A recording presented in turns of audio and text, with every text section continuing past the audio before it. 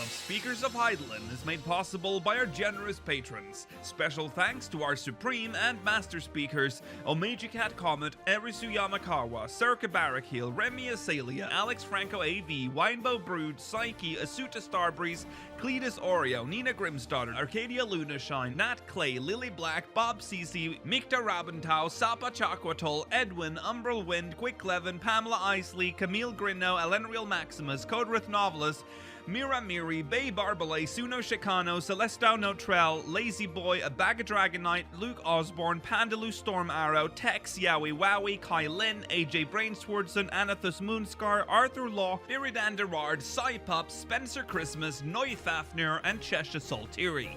Support the show and become a patron today at patreon.com/speakersxiv. Thank you.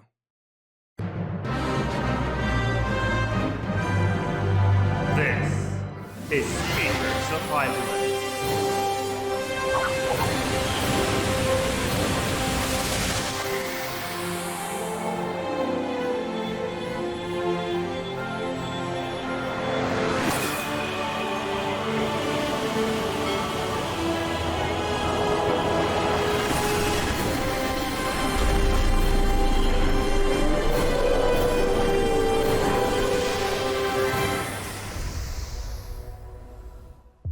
Good evening, Eorzeans. Welcome to Speakers of Hydaelyn, episode 296. I'm Lakeel Bravestone, and I'm joined today by Georgi Wiston, Mail of Anadar, and Rollo Des. Whoa. Hello, welcome. It is April the 23rd, 2022, and today's main topics is the continuation of our 6.1 review, and updates to the housing lottery debacle. That's been quite interesting to watch unfold. Lots happened since we last spoke of it. We'll also be reading your MogMail, speakersxiv.com/MogMail. Stay tuned for the post-show. If you're watching live, we'll be answering questions from the Syndicate. So yeah, make sure you catch that as well. I will also briefly again mention that we will be covering Eurovision we'll start on May 3rd with we call it the Eurovision Countdown. Essentially, it's just a pre-show the week before. I know that on this infographic, if you will, this thing on screen right now, it mentions Eurovision channels on our Discord. They will open on Tuesday, this coming Tuesday. So you'll have a week before, I guess, to discuss Eurovision, whatever you want to do in there before we start. So there you go. That's that. Eurovision coming up. All right, let's jump into recent events.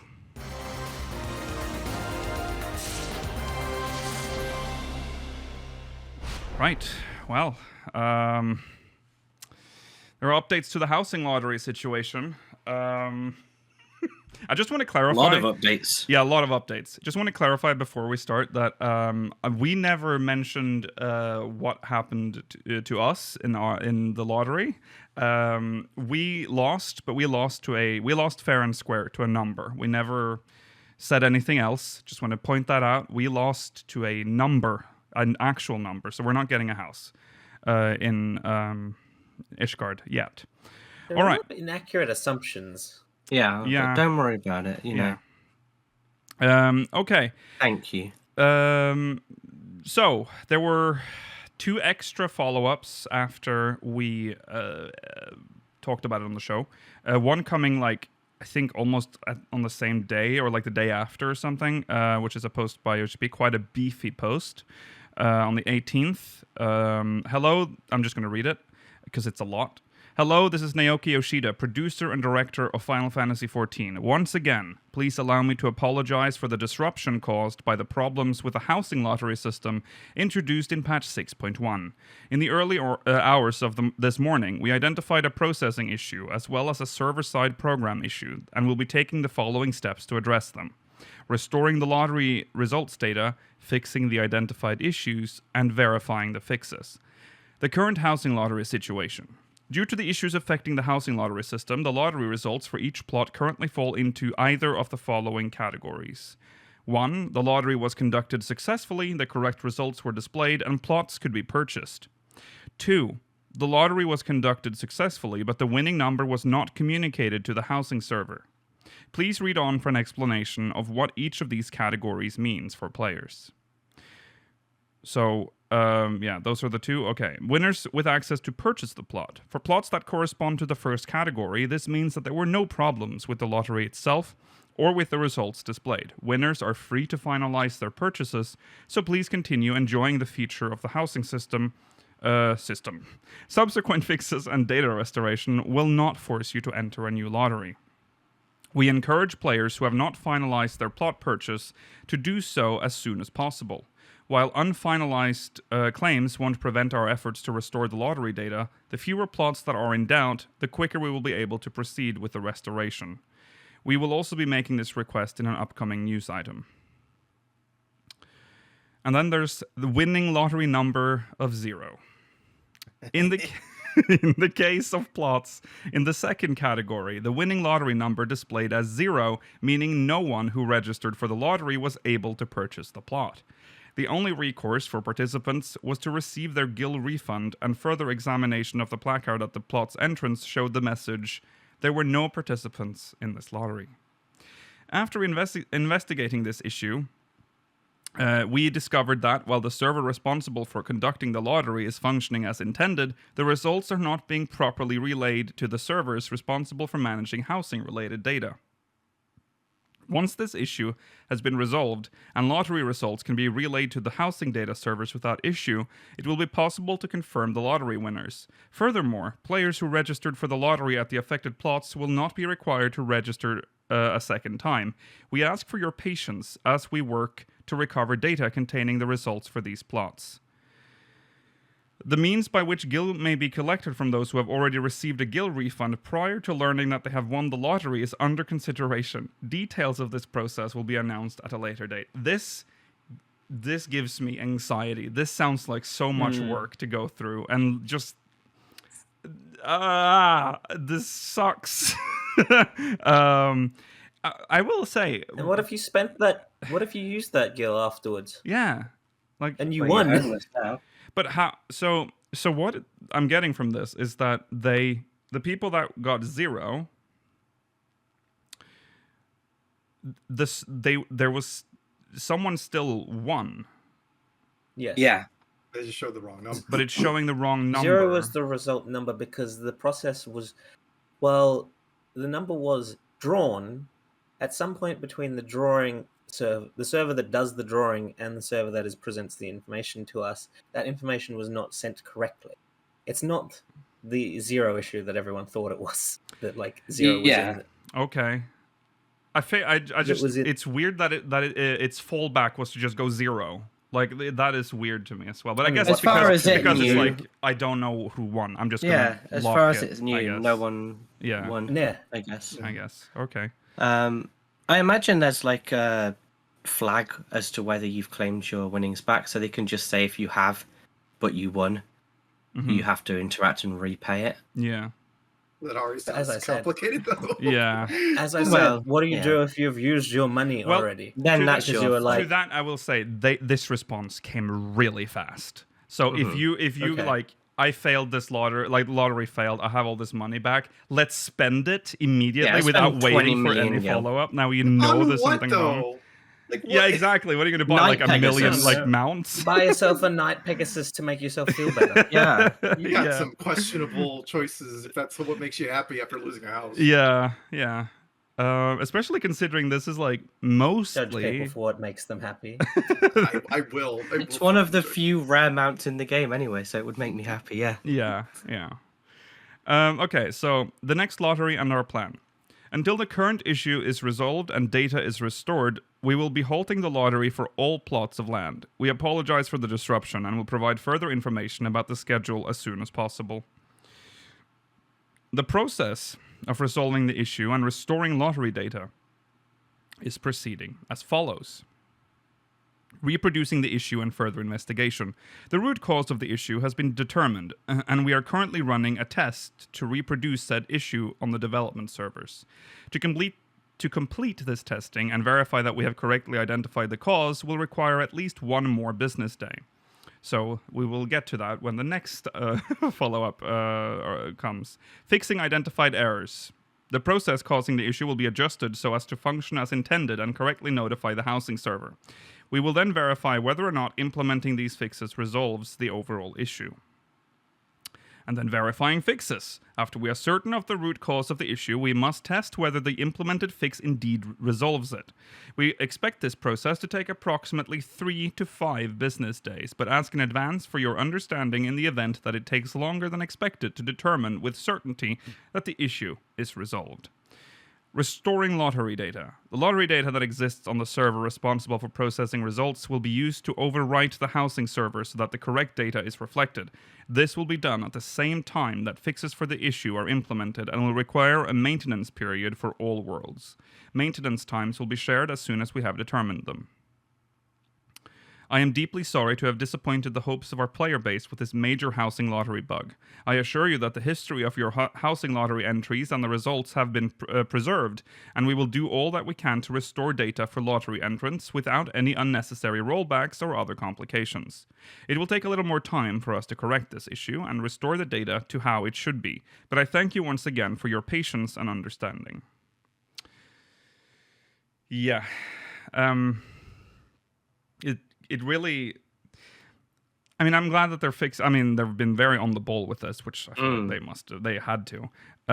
But how did this slip by, like, QA? Like, how did they not... I feel like this would be something I'd be really paranoid about. This has to work. Like, this system, there's a lot of parts to it. My suspicion is that because it's on a much larger scale than any development system would be, that because it has to send and receive more information, it just might not have been equipped. Because they can't test it on that scale, they didn't realize that it wouldn't work on that level. Mm-hmm. I think it's probable that the side that does the results, they then print those out, they fax it over to the people who input the results, and it's possible one of the pieces of paper just got, maybe someone went to the print and they took the wrong bit of paper. That's possible. So those results never got put up. It's human error, really. That's what it boils down to. Yeah. I think it might have just been that, their test servers on the same server or similar. Oh, that's probably, And then, it worked fine on our side, and then you put it to the public, and it's like... I mean, it worked half the time in the live environment as well, so it's probably just something that they didn't expect. Thank God we only got the issue with it pulling a 0, and not, like, giving other people plots that haven't applied. Yes. Like, imagine that nightmare, and then having to, like, tell those players that got a plot, like, well, you didn't actually get that plot. Now we need to take it from you. Oh, yeah, that would have been bad. That would be very bad. No! What do you mean? I don't know. I just imagine So imagine if the problem was more complex than this. So the idea is that the server would produce the wrong winner? Well, say you applied to a plot, because sometimes it would be like no one participated in this. It's like it completely ignored you. Imagine if the error was you applied for one plot, but you won another. And and you're like, oh, I got a big plot. Wow. I can't afford it. I know this game is spaghetti, but I'm trying to even imagine how the code would produce that. I don't know. I don't know how it produced a 0. To be honest, like I understand what they're telling me, but it's still odd. You won your neighbor's plot. Woo. Yeah, I'm just thinking about like the worst thing that could happen here, and that didn't happen. Trying to see the positive here. It could have been worse. Okay, there was a 4th follow-up. Hello. This was posted on the 22nd of April. So 4 days later. This is Naoki Yoshida, producer and director of Final Fantasy XIV. Once again, please allow me to apologize for the disruption caused by the problems with the housing lottery system introduced in patch 6.1. In this post, I will explain our progress on the steps we laid out in the previous follow-up, then elaborate on our plans going forward and how they will affect the player base, reproducing the issue and further investigation, and fixing identified errors. These steps are now complete. During this process, we also identified and addressed an issue affecting relocation between plots, which occurred rarely under certain conditions. Now that's kind of scary, isn't it? I don't know what that even means. That's concerning. Yeah. From what that happened on their testing server. I don't think we've had any reports of that happening here, but yeah, that is scary. By the way, how does relocation work now? Does it still work in the old way where you have to like clean out your storage so that it just... Because my dream would be that relocation would be house, copy, paste onto new plot, right? But the way it works in this game is that it goes, oh no, you need to empty out your storage and put like so that we can put all of your furniture into the storage room. But your storage room has only got as many slots as you have housing slots. So you can't have anything else in there. I think it's a little more. I think it's like, is it like 400 in there?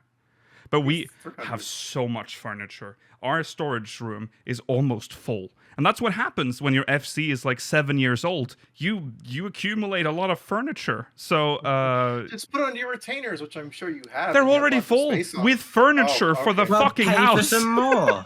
we have You have the FC chest. Why don't you put that some goddamn use? Already full, Rollo. We have one new tab. I mean, they added some new tabs, I think. We can add something in there. Are you even using the premium Kupo coin thing for the mobile app to get an extra retainer?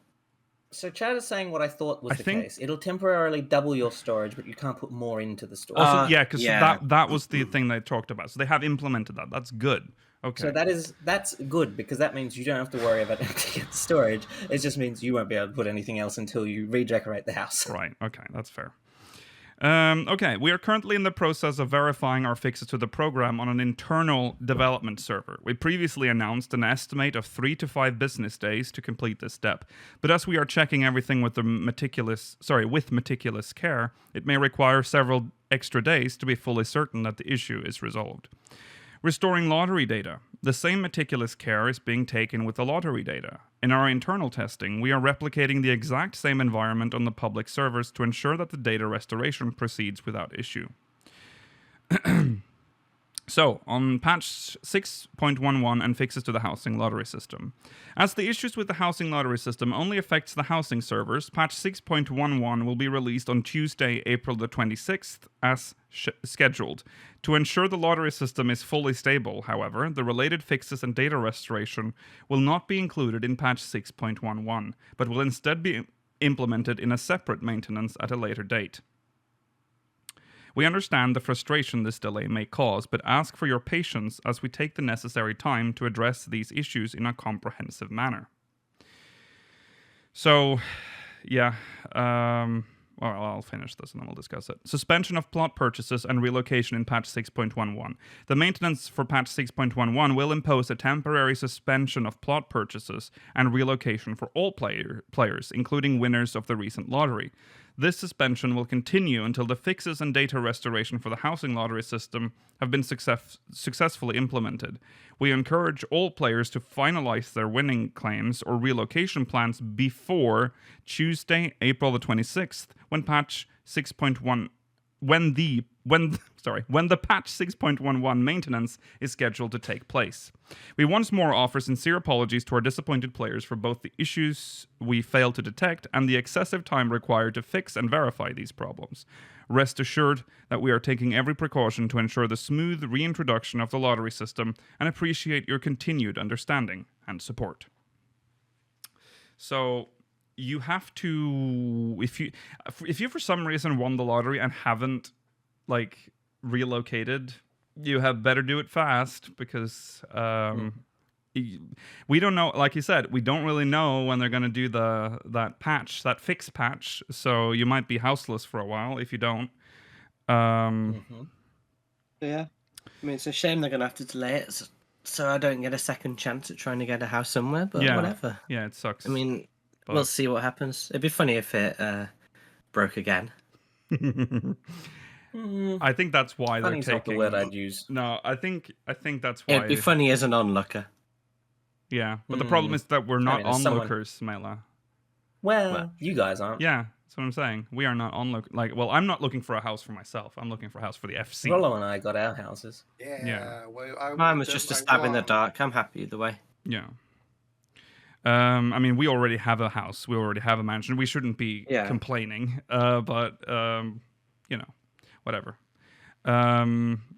Okay. Also, you're in Mist, Mela, which is a very Mist is good nice place. So not just Mist, but not a subdivision. that's true. And the first ward. It's the first so ward.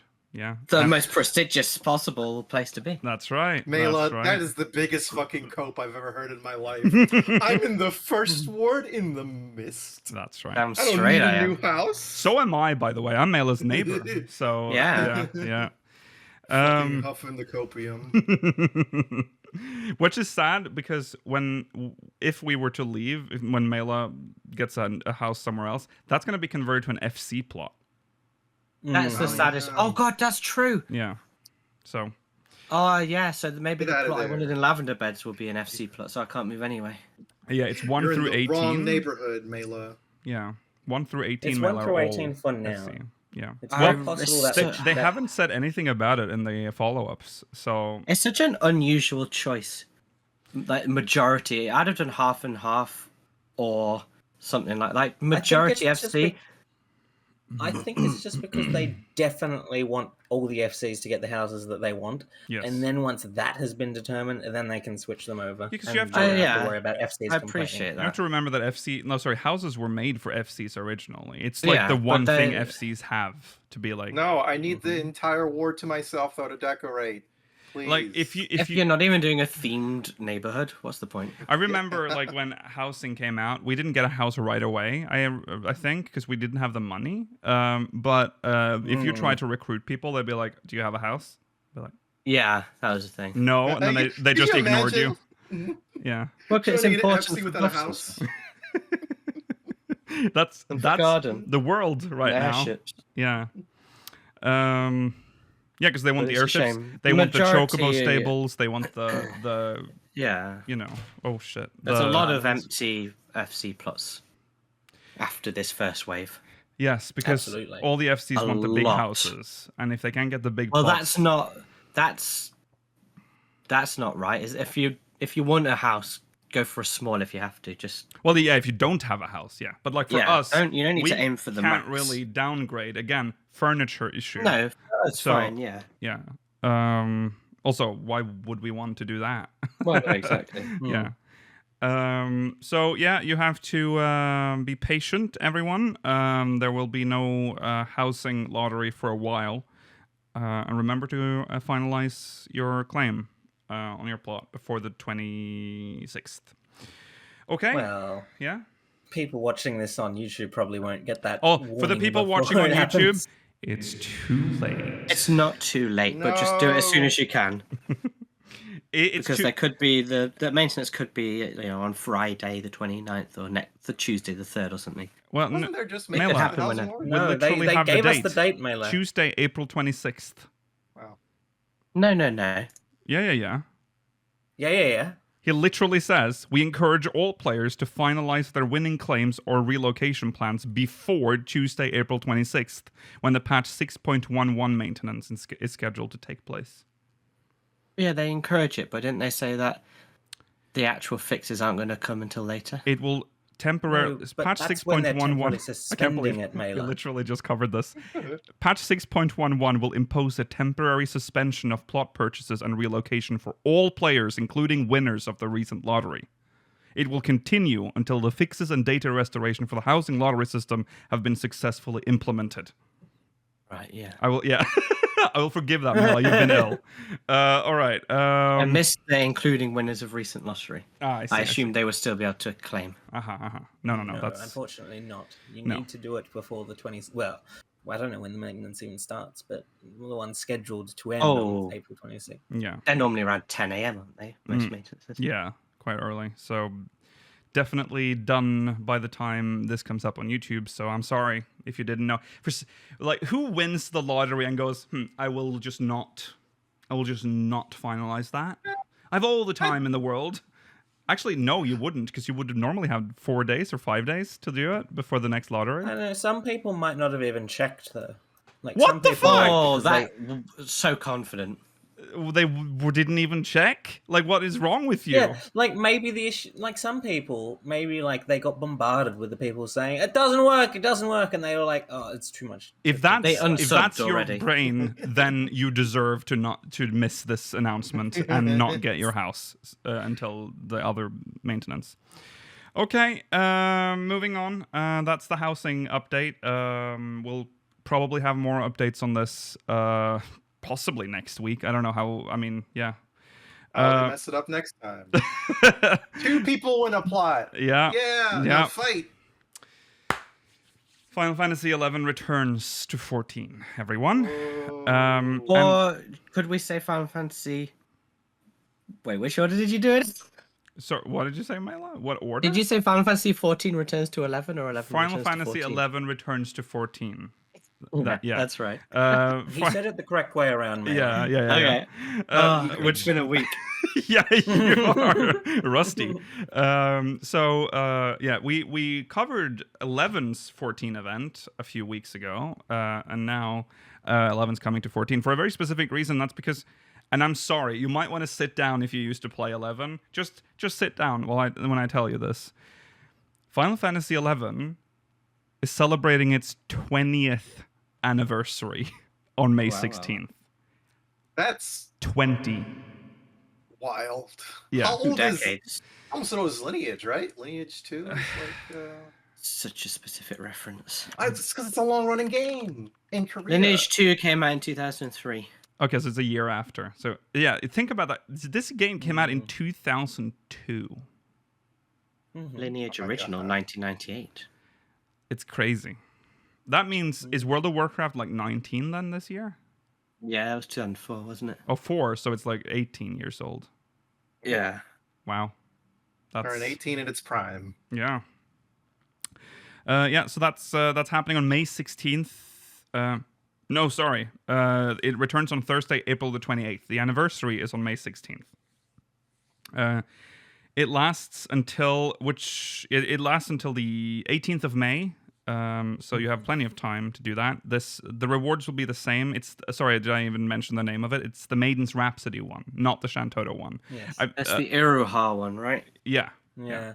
Hopefully this time I'll remember to do it on my Ragnarok character. Please because do, last time Kyoki. this came around, I did not. No. Please do it. Yeah. You've been Good. coddled so much with this sort of event. They've given it you so many chances. Yeah. Think about the I'm- Lightning Returns players, Georgi. Yeah, I know. I'm more God. upset the Shantoto event is not returning because I think that one was more fun. Mm-hmm. Yeah, And it was. sadly, it will never will because they put the Shantoto minion on the Mog Station. Yeah. Or the Final I don't Fantasy like 14 that as online a store. concept. Like, why can't people just have that opportunity to get it again for free? Well, I think they didn't, because when they put the Shantoto minion on the Mog Station, it was so early in the Mog Station's life. I don't think they realized what they were doing. Like that this would But even though it's on there, even if you've bought it, what's the harm for putting Lightning back on and the Shantoto event on? What's the harm? The exclusive outfits and the snow hair and the lightning hair and I don't know. Yeah. You can Because buy then them if you're- you really want them, and Because you you're missed it. retroactively making people feel like they wasted money, mate. Like, I don't think they want people No. to have that experience. Surely the value is in enjoying the outfit along the way. And the items on the Mog Station, they're literally the items, right? They don't have different names. Yeah, they don't have different Yeah, names. That's crazy to think about too. Like the majority of player base probably hasn't done Lightning's event because it was so early on in 14's life. Yeah. It was That is- like when I first started playing. They brought it back like 2 times at least, or was it 3 Yeah. for Lightning? I don't remember, but it was definitely. The Lightning Returns event items are really interesting in the sense that they're all level 13. Yeah, they are. Oh yeah. It's a nice Weird. touch. Yeah. They're They actually also are kind with of the useful to one-handed- use while leveling. Uh huh. They're for Yeah, one they use the one-handed thaumaturges. Yes. And yes. White Mage Cane. Yeah. I had no idea what it Wand, was. I guess. I remember playing 14 and being like, oh, it's cool. And then people are like, oh, the lightning returns event's on. I'm like, what's that? Yeah. What are you on about? And I still Lightning remember returns? What does that mean? it was quite crazy, like because it was like a Yeah, it fate was. chain thing that was going on in Yeah. Kurthus, which was It was 4 crazy. fate chains. Yeah, It was 4 I remember fates, the longest one was starts in Kurthus. I remember Yeah, that's that. the. I think that's the final I don't one. remember if I did it. I or thought it did ends in everything on it. Mordona. Or was it maybe Mordona it ended in? I don't remember. 'Cause I But know the the first Kurthus one one was in- was long. Yeah, That's the quite first one's high in level. Lemsa. Mm. Yeah, it ends at level 45, Mela. Yeah. Wow. Yeah.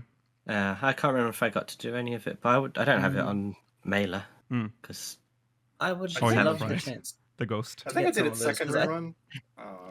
Mm-hmm. Yeah. Because I think a lot of the 13 weapons are actually really unique looking. Some of the most unique weapons in the game. Mhm. I really really like are. them design-wise. Yeah. it was a decent.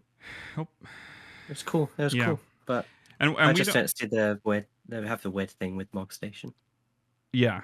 Well, I will say it's a little this I don't know how awkward it is because this event was made for Rhapsodies of Vana'diel, which was sort of the swan song, sort of the end of Final Fantasy XI's MSQ. And what are you talking about? That's never ended. The MSQ returned, kind of, so it's kind of back again. But I mean, it was their Endwalker, I guess you could say. It was mean- like the end of that chapter. It was the end of their MSQ, but Iroha's never returned to. No, that's what I'm 11, saying. It right? was their Endwalker. Like it was the end of that Hmm. storyline. It was It's end also of never returned to ours. She just disappeared Well, forever. Yeah. she's still in our world technically. Yeah, That's but how the come story on. ends. yeah. Did you ever do it, Lukia? Like, did you ever do the last The parts of- Rhapsodies? Yeah. I started doing Rhapsodies. Oh yeah, no, I remember. I went in, I did Rhapsodies. I started doing Rhapsodies of Vana'diel, and then I'm like, I don't have time. So I looked up the ending on YouTube. Oh.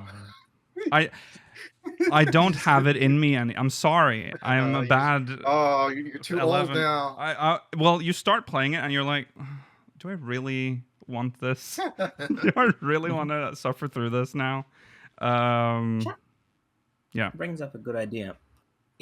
What if when you bought these items, like if you buy these items, or if you already have them, if you buy the items on the Mog Station, they also unlock the opportunity to redo them via the New Game Plus. That's not a Ah, terrible idea, although a lot of it's I- overworld, so it could get tricky. Yeah. That's the issue. Is a lot of them are fate based. Yeah. That's one of the If biggest they issues could with the 13. find a way of reworking them, just so you can enjoy the story again, fine, go for it. And do I remember this? No. The Shantoto fate didn't actually happen in Gridania, but I remember there was a lot. No, it happens in. I think it might happen in more than one location, but I did it in Southern Thanalan. Right. But there's a cutscene definitely in Gridania where that big Yeah, it Shantoto starts and ends in comes Gridania. Yeah. Okay, anyway, so that's not what we're talking about. We're talking about the Maiden's Rhapsody. So just so we're clear, it's the Maiden's Rhapsody that's returning to Eorzea, none of the other ones that we've talked about. Thursday, April 20th. Oh, right, yeah. You'll be able to get the Iroha outfit, Yes. which They're is pretty like cool. a samurai-ish outfit. It's cool. Mm-hmm. I like the bandana. Yes. I Yeah. don't think I her don't tend to use most of the other gear. her little glaive thing never became a weapon we could use, right? I don't think so. Could have been a No. lancer weapon, couldn't it? But it didn't. Yeah, they didn't include that. And that guy in the top right with the wings, that could be a fashion accessory now. That's true. And you see Is that Tenzin. Tenzin? Yeah, Yeah. in the left. Well, he looks so much cooler in 11. He does. Yeah, he does. He kind of looks like what I imagine Tenzin would look like, Yeah. rather than just some idiot in Yeah. armor. Yeah. It's some idiot. Some idiot. Okay. Well, we've talked about this before. Like this event and the existence of like Tenzin makes the relationship between like Vana'diel and Hydaelyn so complicated. Because like, is it really the same? Is it not? Don't Anyway, worry yeah. about it. Yeah, don't worry about The it. 11 If you're and interested, Yes. Sorry. Who wants to go first? Yes, Mela? Yeah, Mela. to say if you're interested in how good the Maiden's Rhapsody is, go back to episode sort of like 82 probably. Yeah, it's a long And time we'll ago. probably have reviewed it then. Yes. Georgi? Isn't the Rollo. oh, sorry, go ahead. If that's a follow-up, Rollo, you can just continue. I was just gonna say, like, isn't I mean, couldn't you say that at this point in our story, the 11 could easily be a shard? You could. Yes, you could. Yeah.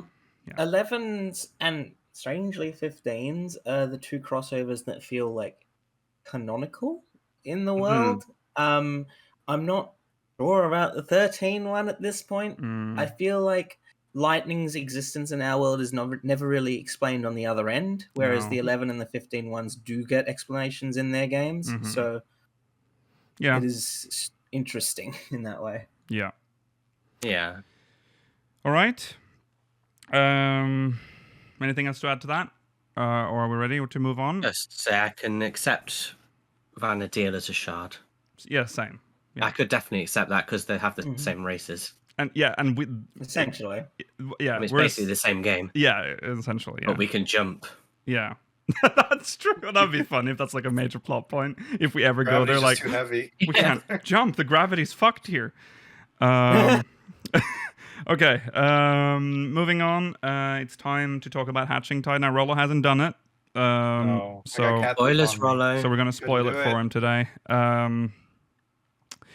Probably the best one so far, and that's not saying much because we haven't had many good ones this year.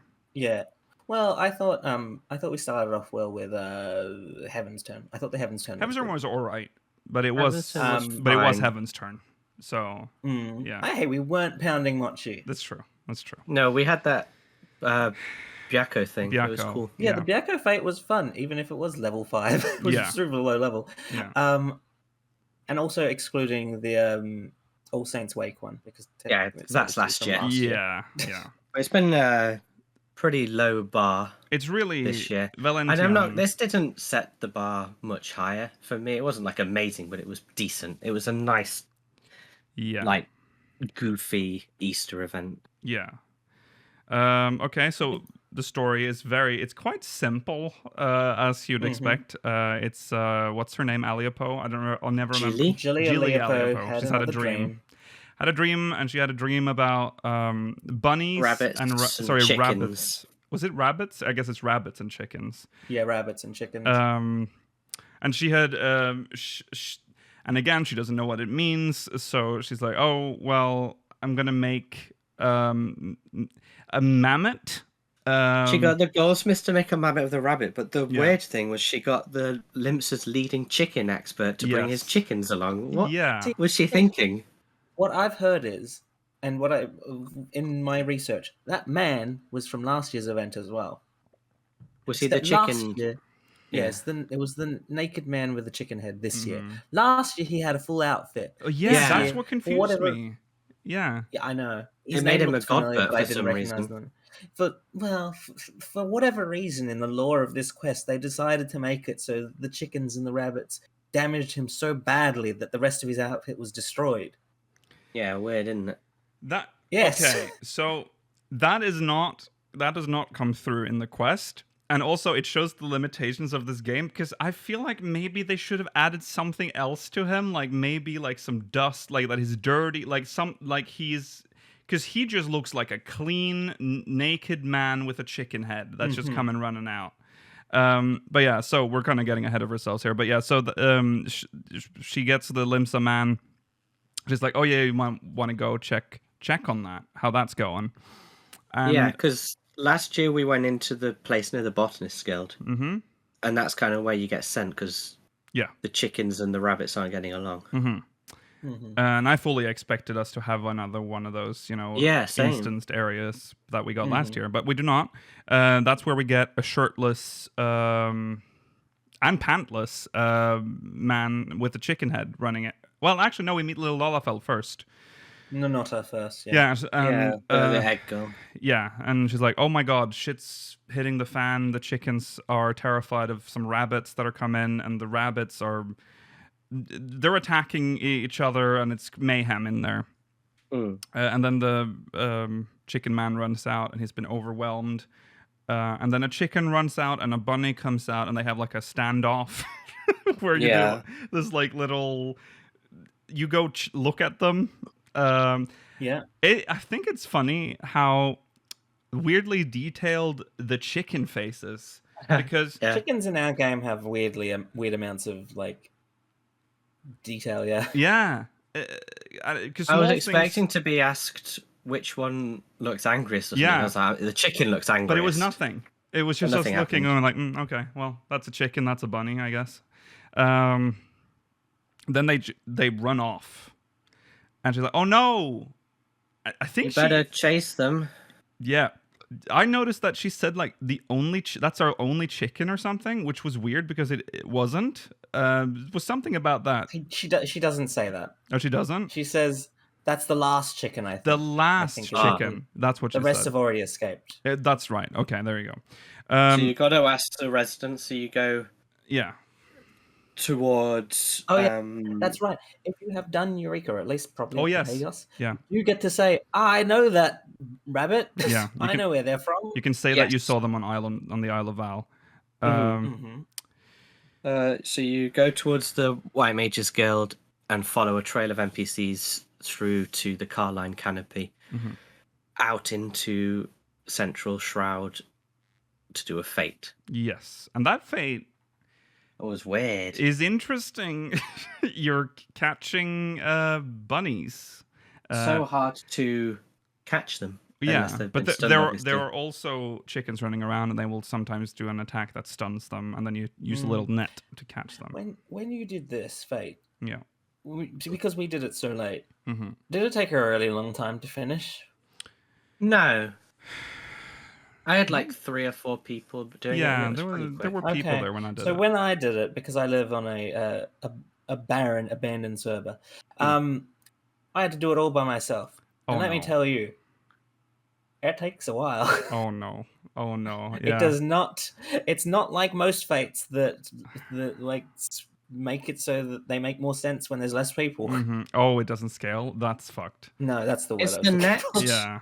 is the net targeted or telegraphed? Like, do you have to I could never really tell if you have to target a chicken. And then click it, or yeah, whether I it's You don't just have to. grab No, the you don't. chicken You from don't have to target them. As long as Okay. you swing No, it and I the didn't chicken think is it was there, you will catch telegraphed. them. Yeah, No. yeah, Okay. Yeah. that's fair. Mm. Yeah, you do that fate, and then you go back to. I will say before we proceed, annoyingly, if you want everything from this event, you have to do it twice. Yes. Which pisses me off because it Yes, feels I like it's didn't the like first time that. they've made us do that for a while. It gives you gotta you work for it, Georgie. Come on. it gives you 10 eggs, and the emote it alone gold, costs 9. So Yeah, yeah. So I think there's 3. I need to do it one more time. 'Cause I Yeah, only did There's it once. 2. Yeah, I did it twice. I've gone back and done it already, I haven't done it yet. which But, took a while. mm. But yeah, the housing items cost 3 each. Yeah. And that leaves you with 5 to buy just like egg fireworks. With. Yeah, egg fireworks are great. Yeah. Yeah. Yeah. You go back to Gridania, and then the chicken's there, the rabbit's there, Jilly's there, and she's like, "What is this rabbit?" And then you get the Eureka check. And then she's like, "Yeah, that's right. That is where they're from. Yeah. They're called Happy Bunnies or something. Yeah. They bring good fortune." Yeah. And then you have to go and hand out Easter eggs. Well, I think she does Which the one did Isle of you Val pick? check before we go to the fake, because I think we just go directly back to Jilly. But yeah, Yeah, which one did you pick to deliver to? I just took the top one because top I knew one. that this was definitely something I'm going to go back to like later. Yeah. So the top one, I actually think is probably one of the more lore relevant ones. 'Cause, Last one, yeah. You talk to Isumian, and he reveals that like when he was but a child, around 200 years ago, Yeah. apparently happy bunnies used to exist in Eorzea. Yep. Yeah, but very rarely. Yeah. They were called like not follower, something like similar wanderer? Traveler rabbits. Traveler, rabbit. yes. Yeah, that's what it was. Yeah. And who's the traveler? Who's the wanderer? It's Oshon. It all boils That's right. down to Oshon. And then you kind of finish up the quest. Mm. Everyone's happy. Yes. But then Yeah. the word, right, this is my complaint this year. The follow-up quest to do the rest of them yeah. isn't a quest. No. No, it's not. It's not marked I on the was map at so all. You just have fucking to read through it, confused. and it doesn't give you anything. Because I'm like, okay, No, so that's the worst part, Naylor. yeah, it says Why go. can't it give you one egg each? It says go to this person. It says like in the quest text, and then you just close that box, and your mind blanks, and you start immediately looking for the repeat quest I symbol. think that was It's a nowhere to bad be choice. found. It's this little Lalafell standing. I'm so annoyed. Yeah, and you don't Yeah. get anything. Give But me you at, get at two least a additional couple options. of eggs. Yes, you You do get 2 additional options So- that aren't available the first time. Mm-hmm. Did You you get- do all of them? Yeah, Yes. yeah. So the top one was Ayumi-san. Then there was Carpenter and Botanist Guild. the leader? Carpenter and Yeah, Botanist Guild, who were and then, furries, confirmed. Fruit Well, most of them were. But then they're all furries, so yeah, Just for the event, Naylor. yeah. it was very weird for the first Yeah, time. no, I will say that is then- kind of weird. Like, why was only some of them in costume and others not? All of them, all of them are in costume except Biggs and for, Wedge, Biggs and Wedge. Asumiyan. And Asumiyan. Oh yeah, that's and right. I children. forgot about Asumiyan. Yeah. But the weirdest thing about the Carpenter and the Botanist is that they're like embodying it. Like, oh, should I say pause? Yeah, Or- yeah, that's true. That was funny. They're a bit weird. Then yeah, it's Kane Senna with the 2 wood whaler people or whatever they are. Mm-hmm. No, Boring. One of them was it was Yawn. Kane Senna and her keeper of the entwined serpents. Yeah. Yeah, yeah. That's And also sorry, yeah. Mother Mion was with her as well. Oh Yes, yes, yes. the Carline Canopy lady. Yeah, she was Yeah. there. She wanted to go for tea, but God, Kane Senna. Yawn. I'm really tired of this Kane Senna bullying. Oh, This okay, Mr. Kane-sana liker. Yeah, Fuck what is? you. Then it was Biggs and Wedge, which was cute. I liked seeing them. Yeah. And Mhm, Wedge wanted to find Tataru. Mm-hmm. mhm. She's Um, there. Yeah. Is she? I've not gone to search for people. That's She's nice. in the market area. Yeah. I saw. Her. Ah. And then lastly, Yes. good lord. I mean, sorry you weren't going to enjoy it, Rollo, but a metallic green rabbit with an astrologian weapon with weird arm pieces with some loporits. Did you What like the that hell? we originally started with Ystola's sister, whose name I also never remember, but Oh, the- and Mitra. Mitra. yeah, Mitra. Then we see Oriange and we just abandon her, like, and she's like, Yeah. Just, okay, well, fuck you Yeah. then. Yeah, no, he's Obviously, I just went, Yeah, Rianche, question Yeah. mark. there. Same. Chad is correct that he is wearing the outfit that the bunnies gave him on the moon, Mm, plus a rabbit head. yeah, Yeah, yeah, but yeah. it's still very funny. Yeah. Why is he... Oh, why is He was Rianche? He was teaching growing way and cooking way about Ethereus customs. Yes. It was cute. I liked seeing him. I liked some of the options. I don't think it was the best event, but it was okay. I think I wish they'd shy away a bit from just a quest line to a little bit more on activities. Like Mm, obviously doing the fate on repeat's boring, but like yeah. having a few mini games or something would be nice. Yeah, because that became a trend for like a couple of years. Remember when they made those 8-bit games and the maze Yeah, they and were all all that? fun. So yeah. I can't The do choir it for every game. event. No, I know that. No, but every now and then I Yeah. liked them. Mm-hmm. Yeah. And then the other people you can find around Gridania if you want to go looking for them. There is remarkably Gaius and Ali. That's the most weird one. Oh, Um, wait, what? Yeah. Gaius in Gridania? Yeah. Who let him yeah, in? in a chicken outfit. They didn't know it was him. Oh, He came as okay, a chicken. that's sneaky. Yeah. Mm-hmm. Yeah, so Gaius and Ali, Onoar and Emeline. I didn't Ah. find who them. tend to turn up to most events. Tataru, as we mentioned earlier, and then the 4 auspices are around as well, actually. Oh. And if you talk to Sayuri, he talks about how he's salty that they didn't invite him for Heaven's Turn. That's funny. That's funny. Okay, so let's just get to the how we feel about this. No. Oh, chat. Okay. All 4 of the 4 lords are there. You just need to find them. Yeah. Sorry. Yeah, Okay. find them. Find them. Do you even play this game? So how is this I compared to didn't say that. other events? I think we've already said this at the beginning. I mean, It's like I think It's it's my like second favorite of the middling. year. yeah, yeah, for the year it's been good, but I think overall for the game it's very middling. I definitely It's think like- last year's was better with the instance, with the mini game and the that was a slightly in more the enjoyable brewery. minigame. There was like an arena for it and everything. Where you had like, to that not was... get hit by the chickens see, or whatever. The thing is about that instance area. It's not actually an instance. It is part of Gridania. Yeah, if you yeah, look I at the know. map, it is still there. Yeah. But You just can't access it. But you need to like cross a barrier that isn't there Yes. now. Yeah. But yeah, it was alright. I don't have nothing to complain about other than the repeat quest thing not having an icon and also no rewards. If you're gonna have like a basic quest style seasonal event, this is how I prefer it. I prefer them to not take themselves too seriously. I mentioned this to Nikhil and Mela before the stream. I don't like, especially like the Valentine's event, when it's so self-serious and boring. Oh god, Yeah. It's kind of Holiday events are meant to be just a fun way of seeing the world look different for a few You days. like those really dark ones, like the little ladies. That's fine. Yeah. Just They were a weird I surprise. I want it to have like a point. Yeah. Yeah. Yeah. Okay, so that's Hatching Tide. We need to talk about adventure plates. We Thank need to talk God. about them. Oh, Georgie, is that yours? No, no, I just thought it was No. a funny plate. Like the fucking frog one. Okay, so let's set the stage before we get into the thing here. But we sort of touched on it when we talked about adventure plates last week, but we didn't really have much time. It was something that we expected when we saw it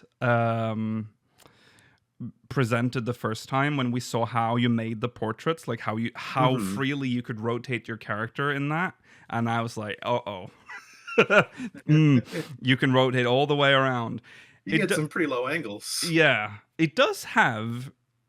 They did think of one thing, and that is that you can't just do like boobs or like a body part. Your face has to be in the picture. So that's they thought they'd found a solution to that. But all it needs is just a part. Like I think it needs to have your eyes, or at least one of them, in the picture. Otherwise, anything goes.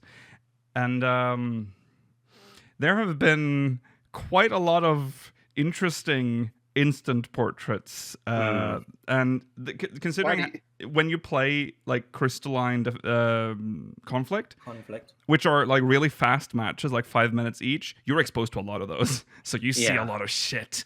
Some of you are just fucking filthy. Like, how did you make me see that?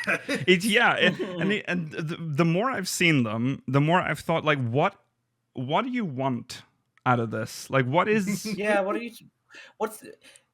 people see these things. Yeah. Like, what do you get out of people seeing them? If you don't want people to see them, there is a private feature in this game. Well, you yeah. can make it so people that you don't want to see your character plates not see them. Yeah. Like, there's the one, like, you could, I don't have anything against them personally, you know, like, you do you, man. You could even put it as your search info one if you want to, because, you know, someone has to actively, like, you know, want to look at it. Yeah.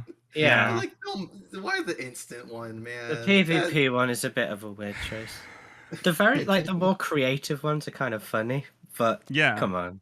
Still. Oh no, I love a funny one. Those are good, and I think that's gonna happen anyways. I like having a good chuckle when I see a funny instant portrait, but mostly when I see like someone doing like, you know, trying to make it look like they're holding a penis or like they're showing off their bum. What happens when I see it is this goes on in my brain. Okay. Like what? What is that? Like, what are you? Am I supposed to get a boner? Like, what am I? What do you want here? Like, what is this? They're getting a boner. Also, they can just do that in private and have a boner continuously. Why do you think they queue for Crystalline Conflict? They've got a time limit then. That's true. I don't know. It's out of my reaction.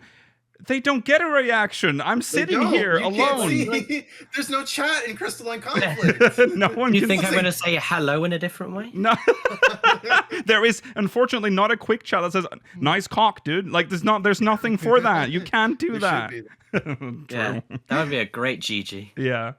It's silly. I mean, not to be a prude, but No, Well, it's not There's being like this a is time not where- being a That prude. makes you a prude. No.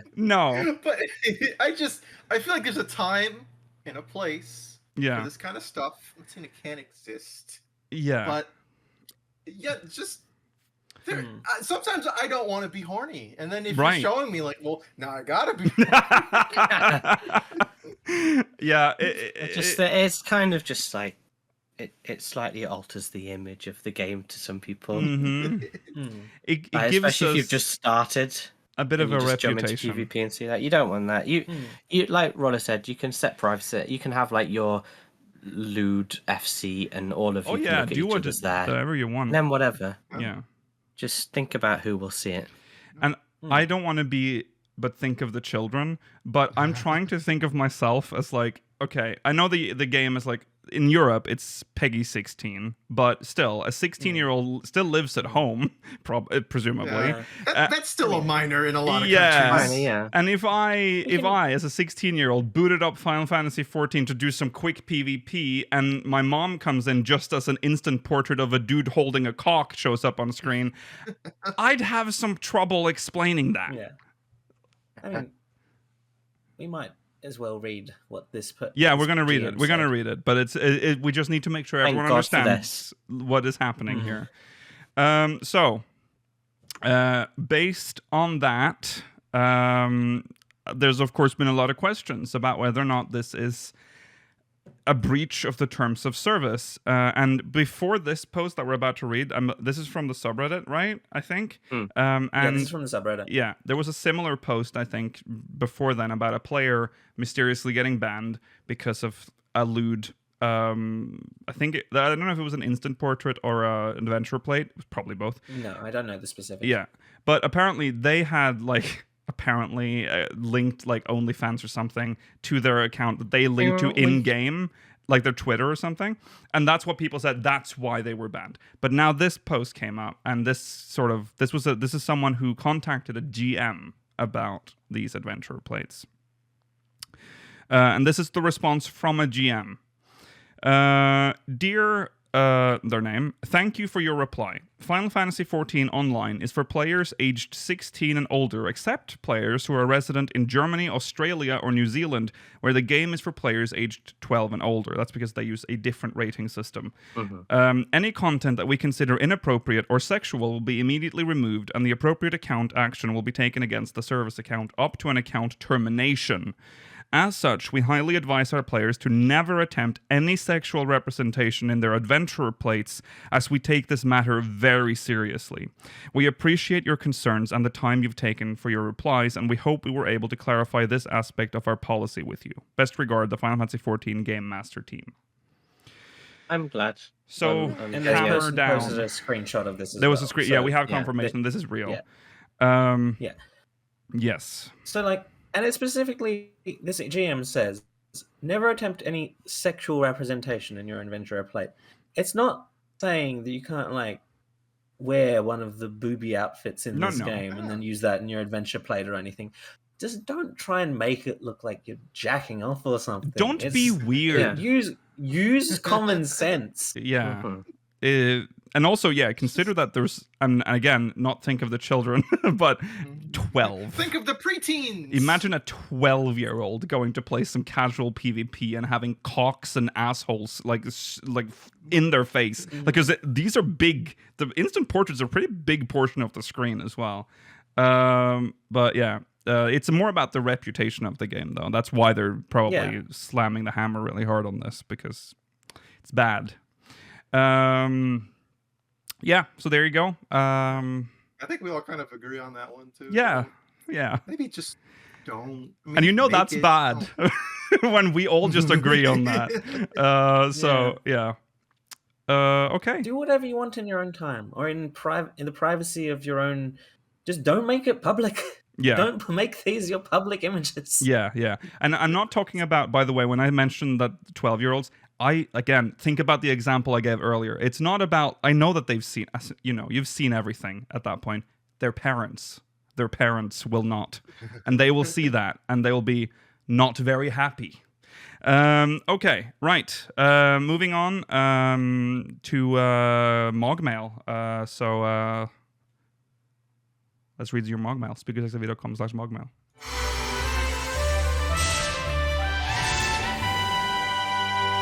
We'll start with number 2, by the way, because we read number 1 last week. This from Eli Valken from Hyperion. Hi, speakers. I was thinking about this. I wanted to know what y'all think. During one of the live letters, we learned that Koji Fox was most likely working on Final Fantasy XVI. On top of this, I noticed that Nobuaki Komoto was listed under special thanks during the Endwalker credits, as opposed to having a specified role. That made me think he also got shifted to working on 16. So these two things got me thinking. Do you think any of the other, and I use this term very loosely, popular devs are working on 16 too? Is Ozma going to make make boss encounters? Is Ishikawa writing the story? Thanks for your time. Interesting question. Considering that Yoshi P is sort of helming he's the producer, right? For the game. Director, producer, yeah.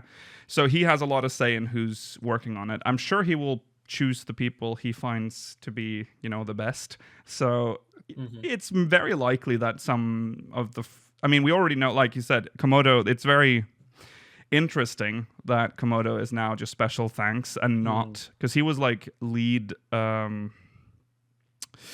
He led one of the teams, but I don't remember exactly which one right now. Is it level design? It's something. He had a pretty big role in 14. Before in 1.0 he was the director. So, wasn't Mela's Mela. Mela. Okay. Mela's having some issues. Yeah. So, and isn't it the case that I believe My Hero was confirmed to be working on this still? I think so. I think I read that. Yeah. Soken, of course, also possibly a hot candidate for the music in 16. Soken might be working on it. I feel like he's not going to be the primary sound director for it, because I don't see how he has time for both of them. That's the problem with that. So, but he has had some people working under him though, so we might see people on Soken's team take more over for him in 14 over time. And then, you have to remember that 16, once it is done, it is technically done for until they start making DLCs, which will inevitably happen, of course. But it's different working on a single game than an MMO. So even though they leave to work on 16, they'll probably come back at some point as well. So I know a lot of people are very sad that Koji Fox, for instance, is seemingly kind of gone from 14 because he's working on 16. He'll be back, and he does leave, and he is back because we see his fingerprints everywhere on stuff. Specifically, they said that Koji Fox is the translation supervisor for 14, even though he's not directly doing the translations necessarily himself. I'm not talking about the translation of the live letters. I'm talking more about in-game stuff. The people that have taken over for Koji are all doing a good job. I think it makes sense. I think it makes sense that he's going to take from 14's team and put them into 16 to ensure that it's a good game. It's the smart thing to do. They work well together. Yeah. Sure. Though some people will be involved in some capacity, if not official roles, maybe even advisory. Right. Yeah. And they've talked a lot about how they're training a lot of new staff now, probably because of this, so that they can slip out and do 16 work and then have them do stuff for them. They've advertised for new contract workers at the end of live letters. Yes. So thank you, Eli Valken, Hyperion. Okay, this next one. No, I didn't even put it in. Okay, this one's is number 4. AJ Brainswordson. Oh yeah, this is a big PvP discussion. So I tried the new PvP, and I just don't think it's the answer. The new mode is fun and all, but that's never been the problem for me. I like Frontlines mostly. The Feast was a simple deathmatch, so that's fine too, and I'm sure I'd like Rival Wings if I spent enough time in it to understand it. Yeah, same. About the Rival Wings, I feel like I never get enough time to actually enjoy before it's like you can't queue up for it anymore. Yeah. But that's the problem with PvP for me. Having enough time to understand it and get good at it. Every time I queue into a mode, unless by random chance, I have some massively organized team, which is unlikely since you can't queue as a party. The match lasts about 30 seconds because the people who do understand it are so OP that your health bar is like candy to them. So far, I played 4 casual matches. I won 1 of them, and all of them lasted about 30 seconds. 1 quick zerg to the flag, no chance to look at my skills, which are not all new once again for the millionth time, let alone get used to the maps or their mechanics. And that just reminds me of every time I tried to queue with randoms for the Feast or for Rival Wings. So yeah, once again, just as in the Feast, the 5 people who do it all the time will be successful, and everyone else will stay in it just long enough to get the rewards, and once those are done, PvP will die again because it just doesn't let people stay in it long enough to get good and enjoy it. My answer to this would be a training mode with much lower damage or higher HP, which you can only queue into if you have, say, under 10 wins in casual or ranked. What do you think? Will it ever happen? Probably not. No, probably not. To not call you out too much, okay. There are a few points there that are, like, for example, understanding your skills. Go to the Wolf's Den, you can see them all there. There are practice dummies to go through the rotation with. There's also a one-on-one dueling system to learn them in an actual PvP setting. So that's all on you. Yeah, that's why they made it like that, so that you can travel to the Wolf's Den. It'll switch your skills, literally switch it for you. You become PvP mode. I think the game expects you to already have that set up, and you are ready when you go into Crystalline Conflict. Yes. But yeah, go on. In terms of your playtime, having only done 4 casual matches, this is a game mode that you need to put in a pretty big chunk of time. Yeah. To understand, because not only have you now got to understand, I mean, for the really in-depth players, you're going to need to understand counters. Each class is now more of a unique role. It's like a real game, which has actual classes. So you're going to need to understand, right now Samurai's broken. Let's not group up around Samurai, especially when there are LBs ready. Yeah. You're going to need to understand that objective is key. You need to be pushing the crystal. It's not like Feast where it's a deathmatch. It's a bit like Frontlines where there's an objective, but you can't just go off and do PvP. You have to do the objective. Yes. There will be times when you get crushed. I've had it happen to me, and I've been on the team that has done it. It works both ways. It's fun, but kind of also unsatisfying to crush someone. But you'll also have some really good matches where... for example, I had one where for the entire match it was on our side, and then during overtime we pushed it to the enemy team, and that felt really good. Yes. So all I can say to you is firstly play ranked rather than casual, because it doesn't matter. There's and you'll no get slightly reason better to play cues. casual. Yeah, there's no reason, because you're going to be progressing only in ranked. I initially started playing casual. The problem with casual compared to ranked is that casual does not make any attempt to match you with people of similar skill level, which will result in you, and it seems like this may have been the case, you probably have been paired exclusively with people that might be of a much higher skill level than you in general.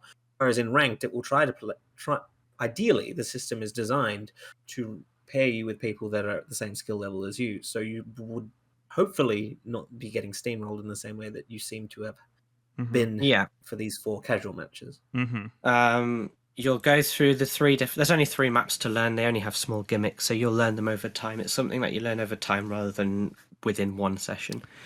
So I'd just say don't lose heart. Also, it's the best PvP has ever been. The only way to learn is to try and fail. That's how you learn. You've got to just... So it doesn't matter. I'm not entirely sure over and over again. I'm not entirely sure I understand the problem with that, because you'll die the first time, maybe, if you're like... If you get upset that you lose before. one rank, like one match, and then give up, maybe it's My not for problem is very different. My problem is just that people don't know how to push the fucking crystal!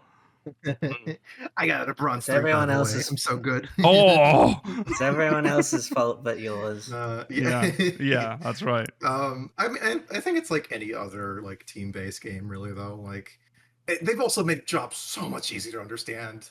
It's 5 so much more fun to play. Yeah, that too. And you can like less than a minute just hitting the buttons and see what happens. Yeah. And then reading the skills too you should do. But it's like, I don't know, it's like playing Overwatch. Like you get in there, you don't know what everyone else does, but you can press F1 and see what you do. Yeah. And then you do the objective, and then you'll probably maybe lose your first couple of times, but you get better. Yeah.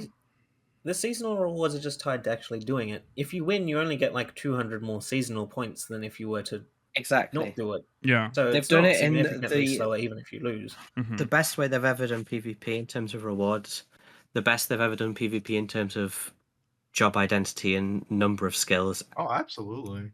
There's no doubt about it. This is the best PvP has ever been in this game. Yeah. And I'll be honest, after like 7 years of rubbish PvP, this probably is the best it will ever be. Yeah. So just enjoy it while it's still relevant. Yeah. It doesn't matter if you lose. It doesn't matter if you win. Just have a blast. Yeah. It's really fun compared to how it's been for almost the entire game. Yeah. We can't, like, it's always been like an embarrassing part of 14 is PvP. Yeah. Compared to WoW, which has lightning fast, really good PvP. For all its flaws as a game, it has amazing PvP, and now we've finally got something that comes close to it. Yeah, it's really nice. We did see that there's an update in chat. This MogMail was sent in a while ago, so they have since played ranked, enjoying and it is more enjoyable now as a white mage. It's a good.